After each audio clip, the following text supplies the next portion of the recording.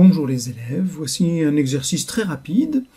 Alors vous le faites, vous le traitez proprement, vous répondez bien aux deux questions, puis on se retrouve pour la correction. Alors on vous donne la population totale de la Polynésie française, 219 500 habitants.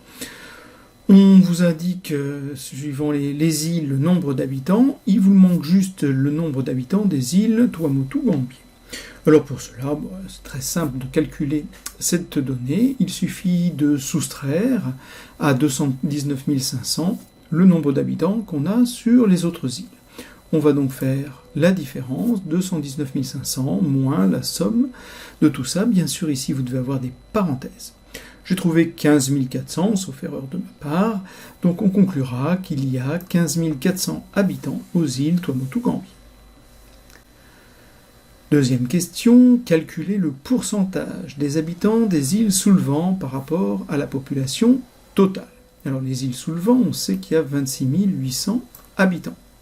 Et la population totale, il y a 219 500 habitants. On va donc faire un tableau de proportionnalité. On va mettre les habitants des îles sous le vent, ce que l'on veut étudier.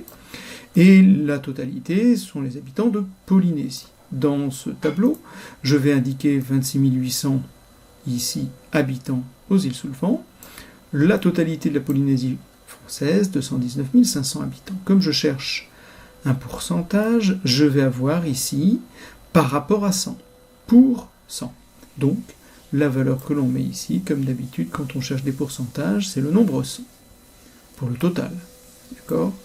Alors, quelle est la proportion que représentent les habitants des îles sous le vent par rapport à 100 ? Vous avez plusieurs méthodes pour le faire. Vous pouvez chercher le coefficient de proportionnalité, mais sinon, vous devez savoir qu'on fait 26 800 fois 100 divisé par 219 500. C'est ce que j'ai rédigé ici. On trouve environ 12,21 si vous arrondissez au centième. On peut se contenter d'arrondir à l'unité. Alors, à l'unité, on a environ 12% des habitants de la Polynésie française qui vivent sous les îles sous le vent.